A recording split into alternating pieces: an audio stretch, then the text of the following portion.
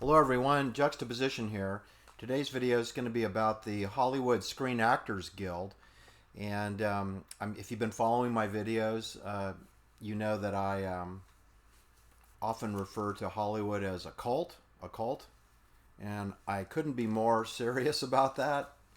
You know, I didn't necessarily start out my life familiar with cults, but I was aware of odd organizations in my neighborhood in the San Francisco Bay Area during the 1960s into the 1970s. I was familiar with the Church of Synanon.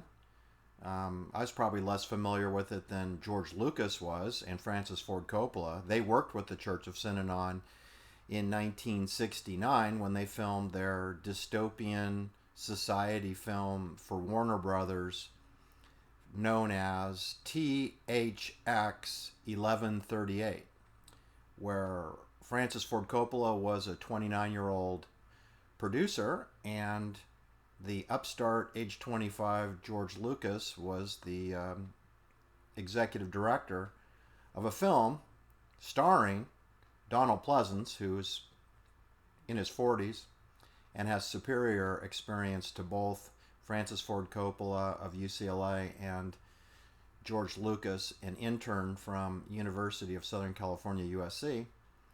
Can you imagine being a senior British actor and have to work with these two novices? Francis Ford Coppola, I mean, who's he, right? What's he done? He's nobody. And who's George Lucas from Modesto Community College? He's nobody. He's nothing.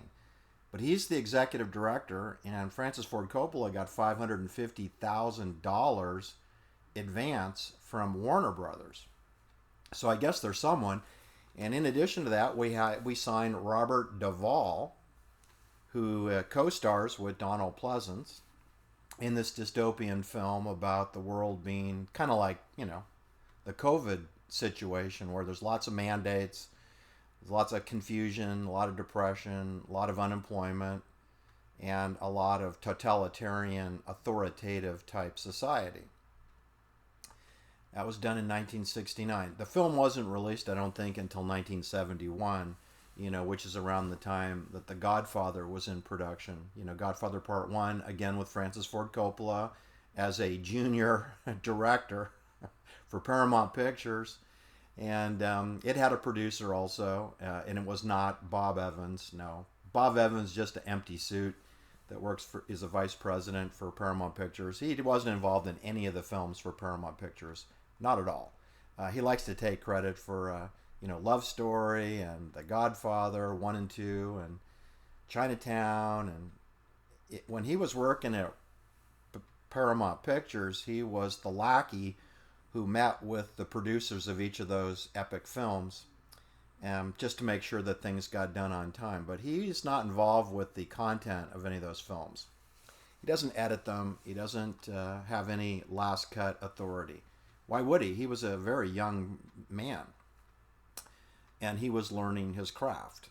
So he was a corporate suit for Gulf and Western. Let's be real clear about Bob Evans, not his real name. His real name is Robert Shapira from New York. He's a Jewish fellow from New York City. He's a very young man, and he got his job hanging out at the swimming pool at the Beverly Hilton Hotel. That's how he got his job. So if you're wondering how to get a job, just go hang out at one of the hotels in Hollywood, and maybe someone will tap you on the shoulder. Anyway, I want to start out my talk because a lot of people don't really understand what the Screen Actors Guild is or what it means. I believe that words have meaning and that meanings are important, and that's a part of my linguistics beliefs. All right, so and you should know that the Screen Actors Guild wasn't the first group of actors that got together to organize. And I'm not exactly sure in my mind that that it was a group of actors that got together to unionize. I think that's a myth. I think it was the clandestine service's invisible hand that puts these things together. All right, so here's some basic things. The Screen Actors Guild, known as SAG, S-A-G, because, you know, CIA only operates with acronyms. The OSS, the military, the CIA are relentless in their use of acronyms. So SAG is your first clue that this is probably a clandestine services cult. When I say it's a cult, organization. So officially it was founded on July 12th, 1933, about 89 years ago, which makes it well under 100 years old, right?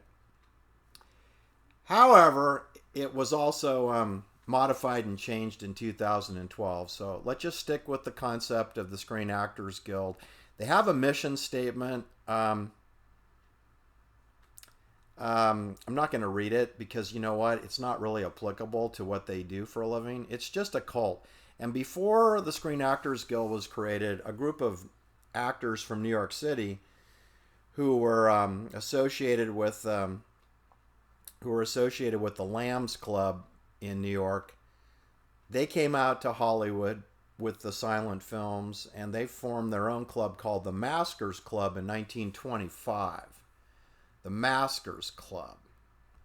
All right, and if you drill into the Masquers Club, you will find that first you want to look up the definition of the word masker. Okay, masker, there's two definitions. One is a thing that masks or conceals something else. That's the first definition. And the second definition of masker is a person taking part in a masquerade or a masked ball, where people are, again, concealed. Their identities are concealed because of the mask that they wear. And this was the Maskers Club, formed in Los Angeles from a group of people from New York City. And the Maskers Club, like I said, was given birth from a group of people from the Lambs Club of New York. All right. So let's recite the definition of the word guild, shall we? Because I think a lot of people don't know what guild means, including myself. All right, so guild has two definitions also.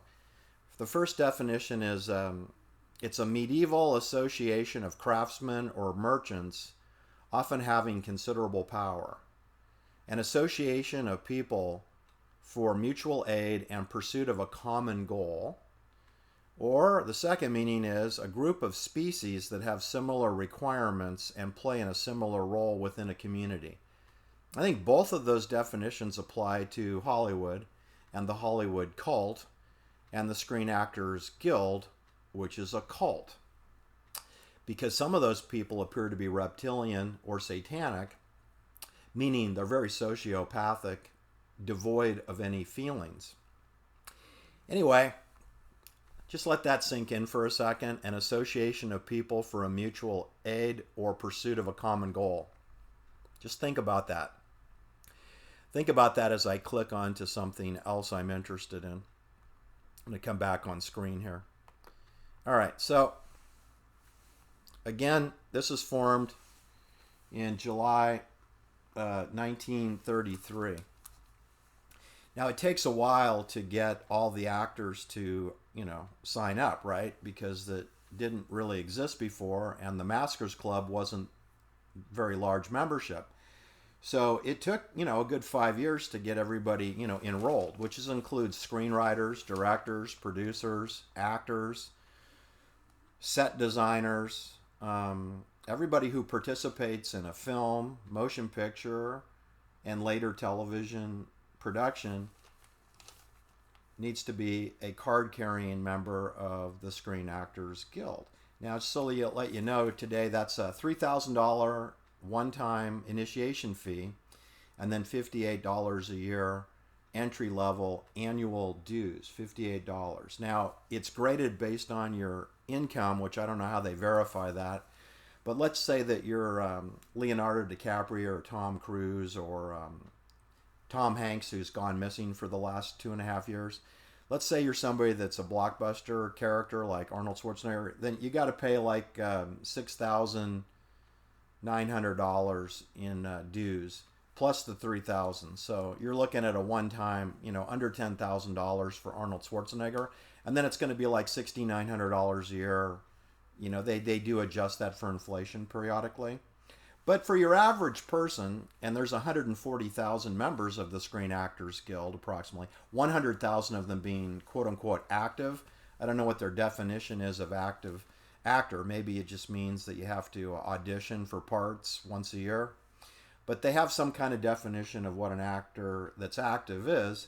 And anyway, there's 100,000 of active members, and there's another 45,000 of inactive actors. So it's under 150,000 that are in this Hollywood guild, which I've just mentioned is a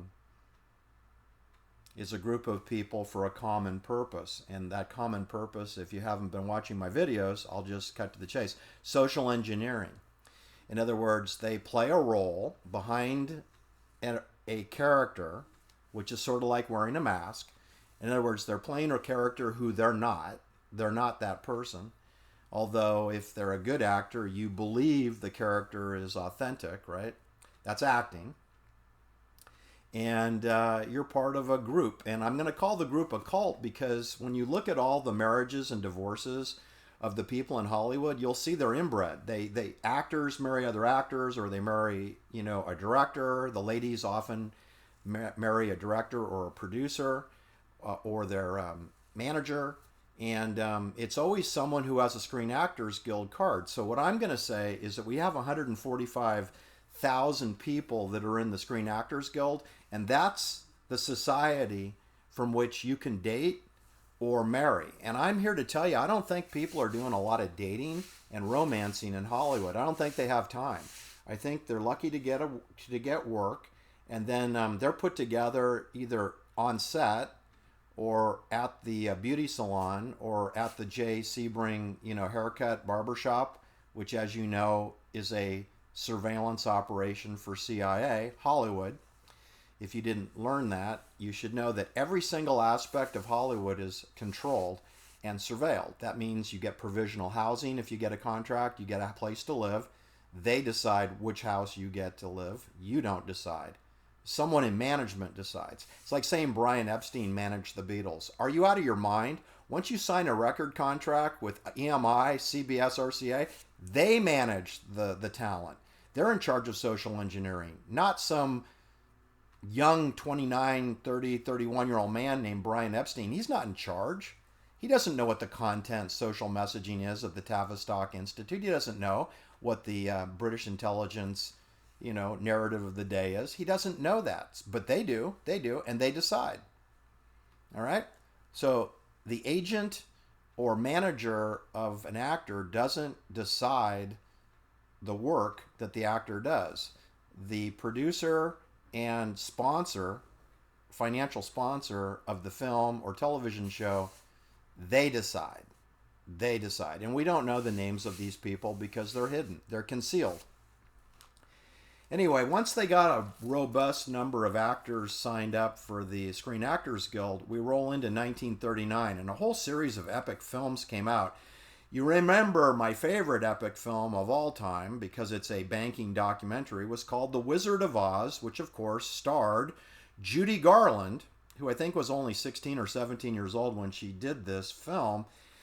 It was released on August 25th, 1939. Of course, it starred Judy Garland, Frank Morgan, Ray Bolger, Jack Haley. Ray Bolger played the Scarecrow. Jack Haley played the Cowardly Lion. And Buddy Epson was supposed to be the Tin Man. He was supposed to be the Tin Man, but and they painted him up with silver paint, but it was toxic, and he nearly died, and he was hospitalized. So they had to replace Barnaby Jones, Jed Clampett from the Beverly Hillbillies, Buddy Epson. And that film, in case you didn't know, is a film about the situation we're in right now with central bank digital currency. That's what The Wizard of Oz was all about back in 1939. They were telling you, follow the yellow brick road. Follow the yellow brick road. Yellow is gold standard. It's a banking medium. It's a medium of exchange, barter and exchange. They don't like to use that word barter. It's a medium of exchange.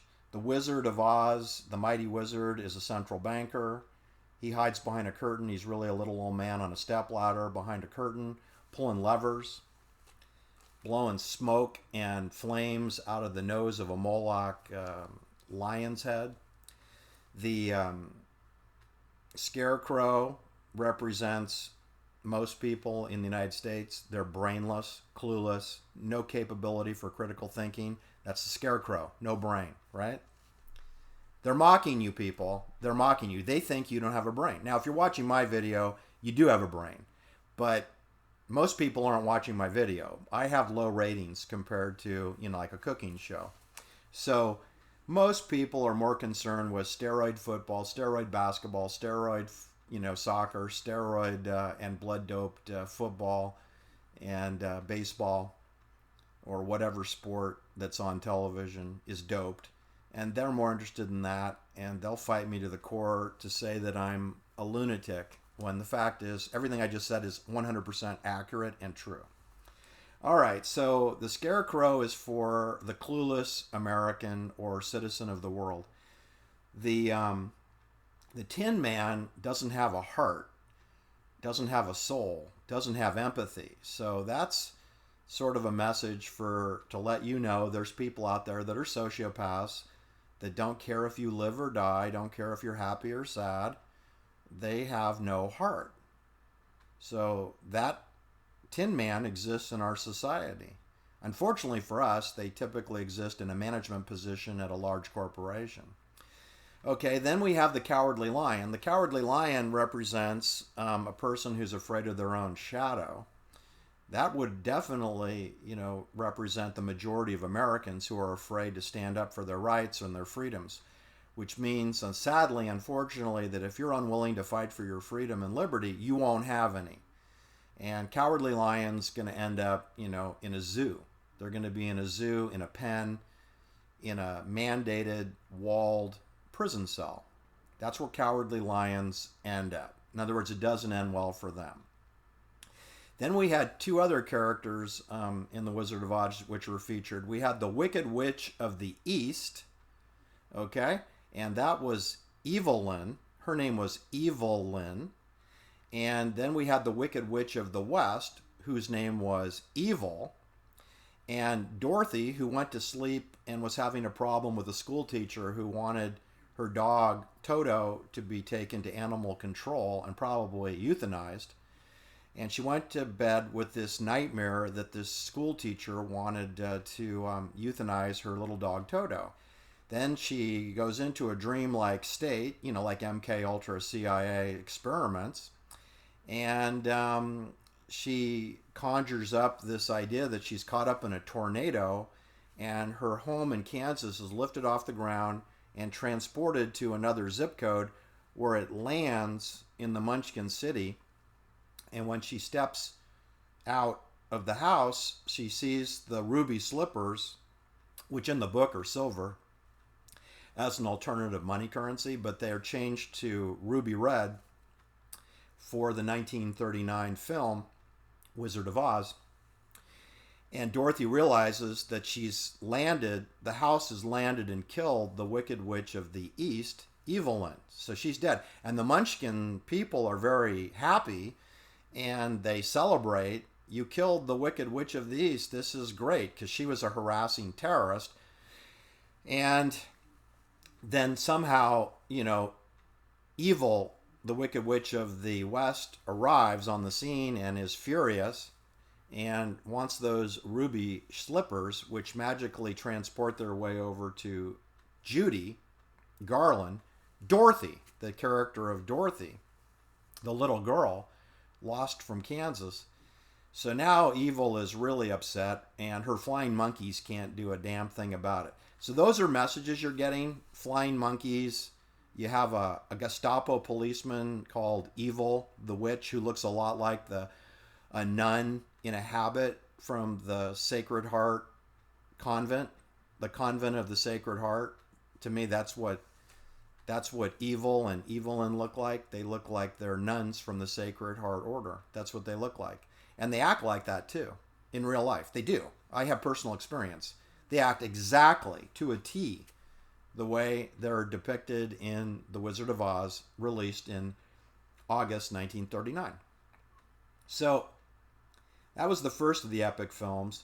And then almost immediately after that, in fact, about 13 days after that, Charlie Chan in Treasure Island is released. Anyway, that's an important film because the Joker from Batman is in that film along with Charlie Chan.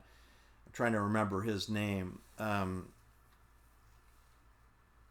guy that played Joker, Cesar Romero, played he played a character in the Charlie Chan movie, and in this film, which was released 30 days and it was released 30 years and 33 days before the last Zodiac killing, which occurred in the Paul Pelosi, Nancy Pelosi neighborhood, Presidio Heights.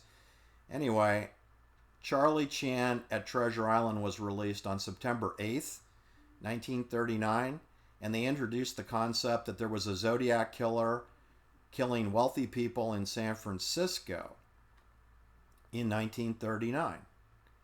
And 30 years and 33 days later, Paul Stine, age 29, was shot in the head with a 9mm pistol at the corner of Washington Street and Cherry Street in Presidio Heights, which is walking distance to Sharon Tate's father's home in the Presidio Army Base, and is less than 2 blocks to where Nancy Pelosi and Paul Pelosi were living, and they're both 29 years old also. Nancy Pelosi is 29, Paul Pelosi is 29, and they are living in the neighborhood where Paul Stine, another Paul, is murdered. And Paul Pelosi Jr. is 9 months old.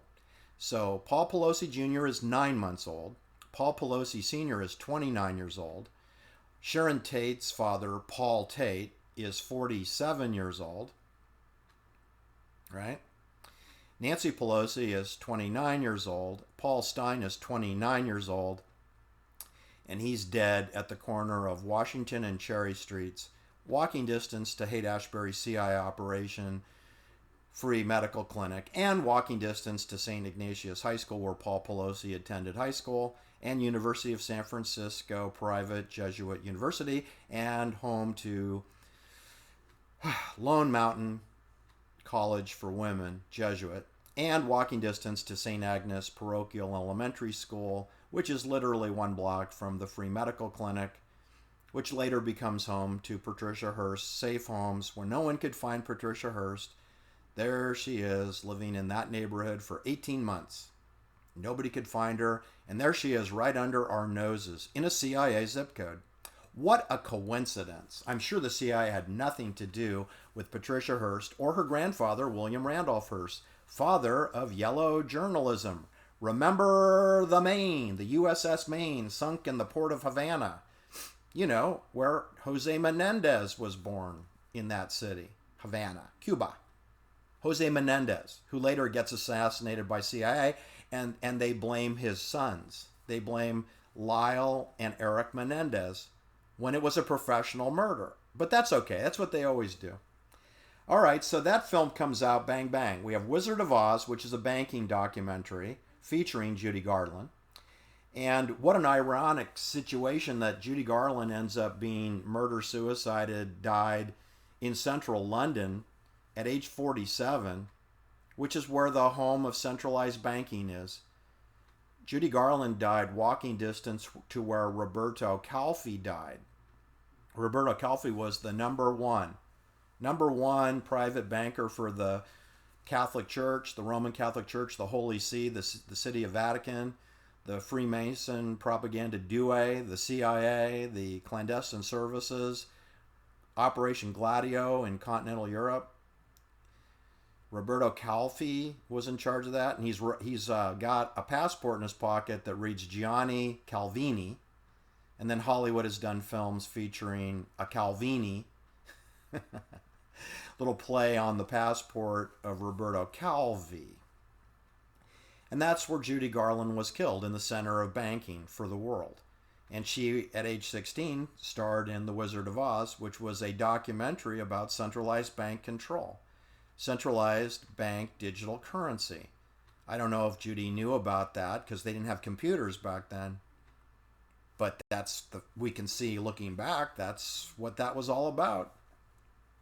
And they were going to foist that on us because the lion is a coward, the scarecrow is a clueless buffoon imbecile, and the Tin Man has no soul and no empathy. So it's real easy to make a banking system go bang bang when people are stupid, cowards, or sociopaths. That's the message that I got. What message did you get? All right, then the next epic film, of course, is Gone with the Wind, a quasi-documentary of the war between the states, aka the Civil War, which starred Clark Gable, Leslie Howard, and the very beguiling, beautiful, intelligent Vivian Leigh, and Olivia de Havilland, the two intelligent, gorgeous women in that film. And that was, I believe, 2-hour to 3-hour film. I remember seeing it in Berkeley on Shattuck Avenue, and they had a 15-minute intermission in between the two halves of that film. It's back in the day when you could do a long film. People had long attention spans. It's a magnificent film. And simultaneously to the production of Gone with the Wind was, of course, Casablanca, which was released a little later, starring Humphrey Bogart and Ingrid Bergman, Claude Rains, and Peter Lorre. And that movie was released January 23rd, 1943. So we're well into World War II. Gone with the Wind was released January 17th, 1940. And by the way, that was when Benedict Canyon was being eyeballed to be excavated to build terraced homes for surveillance, provisional housing for Hollywood stars, and CIA OSS surveillance operations. You know that the home where Sharon Tate was murdered was bulldozed in 1942. It was purchased 10 days before Pearl Harbor in 1941. And when Gone with the Wind was produced, it was being surveyed and considered as a surveillance location, as are all the homes in close proximity to where Sharon Tate was killed. You're talking about 6 to 8 houses. You're not talking about the home that you think you're talking about. There are homes galore. Any one of them could be used as the murder house, but more importantly, any one of them can be used to house the murderers so that they can all, get ready to go kill the occupants of that home that's surveilled, and then they can go down the hill and clean up in 30 seconds, take showers, jump in the swimming pools, change their clothes, and get out of Dodge. Easy peasy. All right, so Citizen Kane, which featured Orson Welles, was released on November 23rd. When was the release date of that? Let's see here. Let me make sure I got that.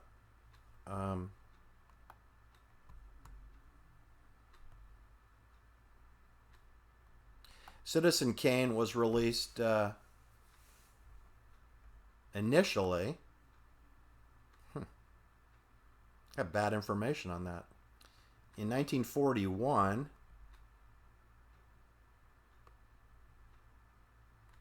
Anyway, by RKO Radio Pictures. RKO Radio Pictures. And gosh, I can't get the actual date it was released. Anyway, 1941, so before Pearl Harbor.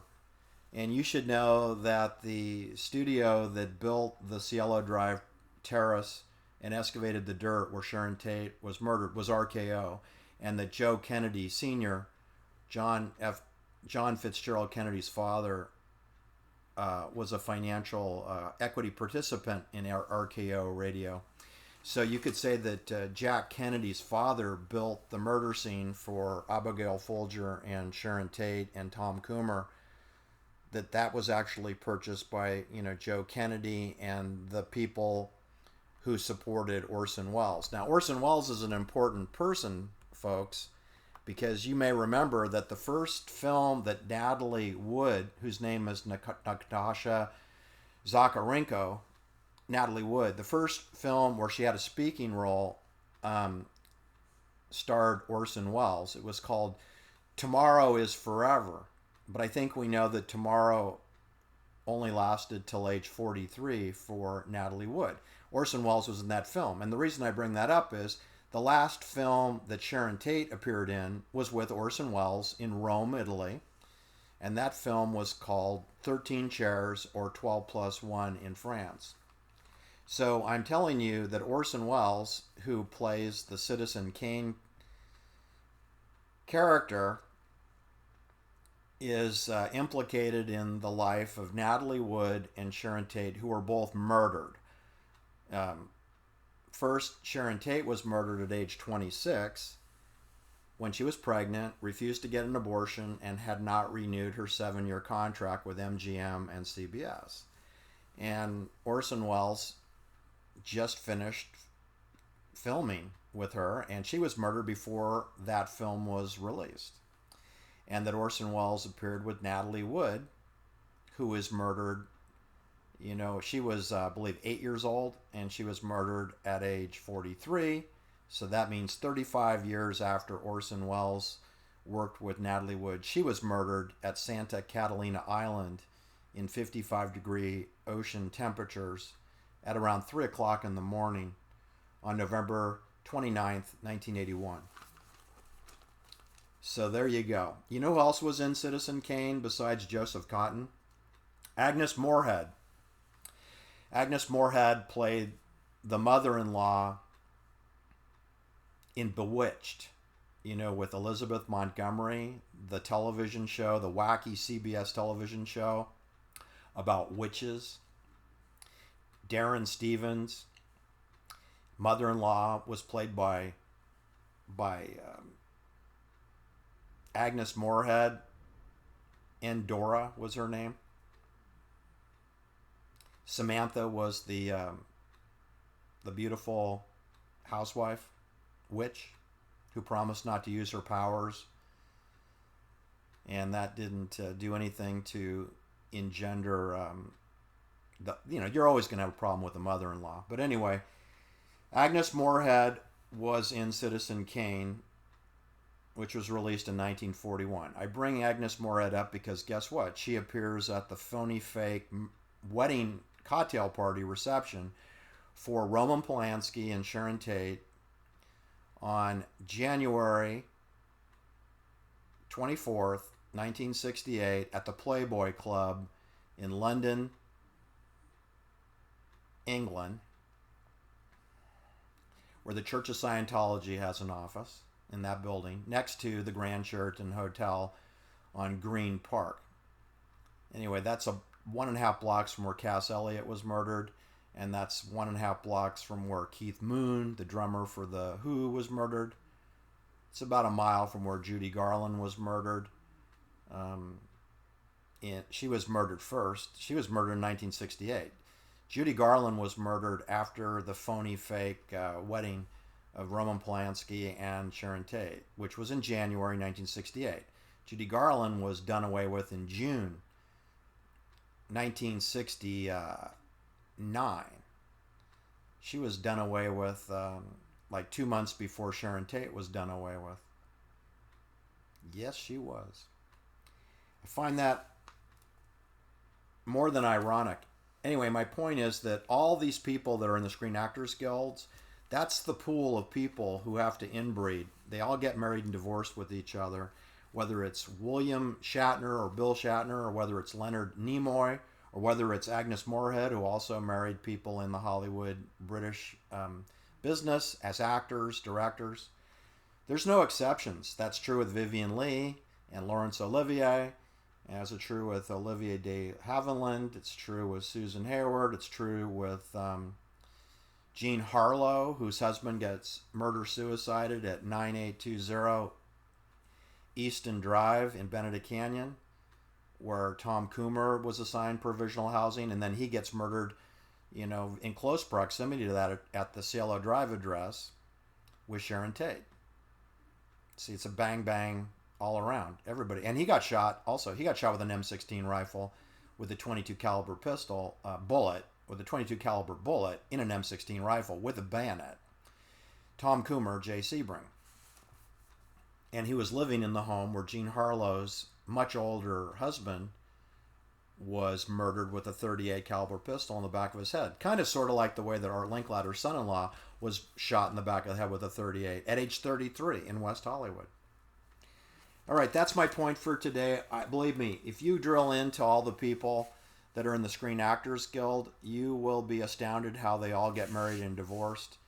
And when I say that I believe it's a Hollywood cult, I believe that it's formalized in your initiation fee to the Screen Actors Guild, which I believe is a organization of controlled operatives for social engineering. That's the purpose of Hollywood. Social engineering, anchored bias, manufactured consent, whether it's war propaganda that made the Disney brothers wealthy, war propaganda, not Mickey Mouse, and I could go through a list of people who are the presidents of the Screen Actors Guild over the years. I don't know if that interests you.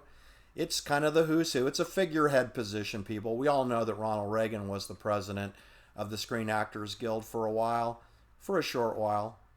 And let me see here.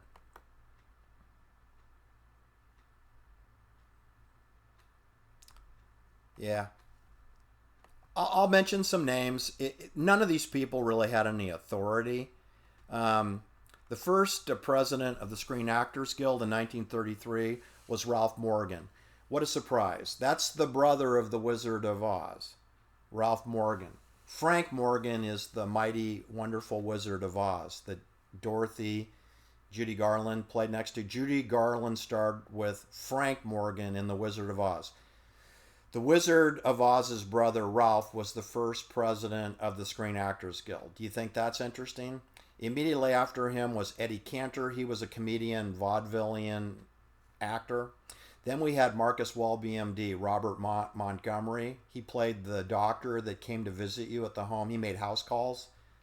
Can you imagine a medical doctor in 2022 coming to your home to see if you're okay? Not in a million years, right? They don't even work Saturdays and Sundays anymore. So the thing is, Robert Montgomery played a fictional medical doctor who came to your home. Then we had Ralph Morgan. We had James Cagney.